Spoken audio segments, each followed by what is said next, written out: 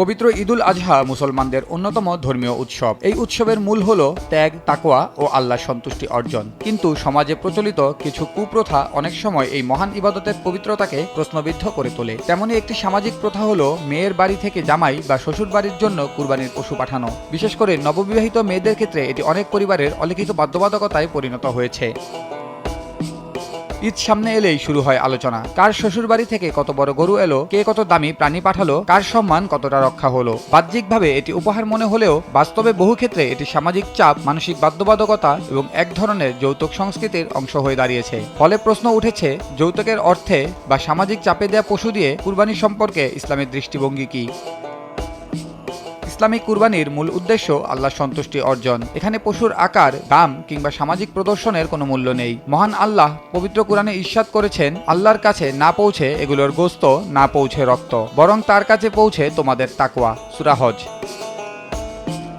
অতএব জবরদস্তি বা সামাজিক চাপে আদায় করা সম্পদ দিয়ে কুরবানি করলে তা কবুল হবে কিনা তা নিয়ে শঙ্কা থেকে যায়। ইবাদত সামাজিক প্রদর্শনীতে পরিণত হওয়ার আশঙ্কা সাধারণত যৌতুকের পশু মানসম্মানের প্রতীক হয়ে যায়। তখন মানুষকে ধোঁকায় ফেলা শয়তানের জন্য সহজ হয়। কোরবানির মহৎ উদ্দেশ্য আল্লাহর সন্তুষ্টি হলেও শয়তান মানুষের অন্তরে প্রশংসা বা বাহবা প্রাপ্তির বাসনা তৈরি করে। এটাও কুরবানির মহিমা ক্ষুণ্ণ করার প্রবল আশঙ্কা তৈরি করে। কারণ কোরবানিতে আল্লাহর একনিষ্ঠতা ও তাকওয়াই মুখ্য। ভিন্ন নিয়ত ও প্রদর্শনীর মাহাত্ম্য নষ্ট করে দেয়। বাংলাদেশের সমাজে অনেক ক্ষেত্রেই মেয়ের পরিবারকে এমনভাবে চাপে রাখা হয় যে তারা সামর্থ্যের বাইরে গিয়েও কুরবানির পশু, দামি পোশাক কিংবা উপহার পাঠাতে বাধ্য হয়। কেউ কেউ মনে করেন বড় পশু পাঠাতে না পারলে মেয়ের সম্মান থাকবে না বা জামাইপক্ষ অসন্তুষ্ট হবে। এমনকি কোনো কোনো ক্ষেত্রে মেয়ের প্রতি মানসিক নির্যাতনের ঘটনাও ঘটে।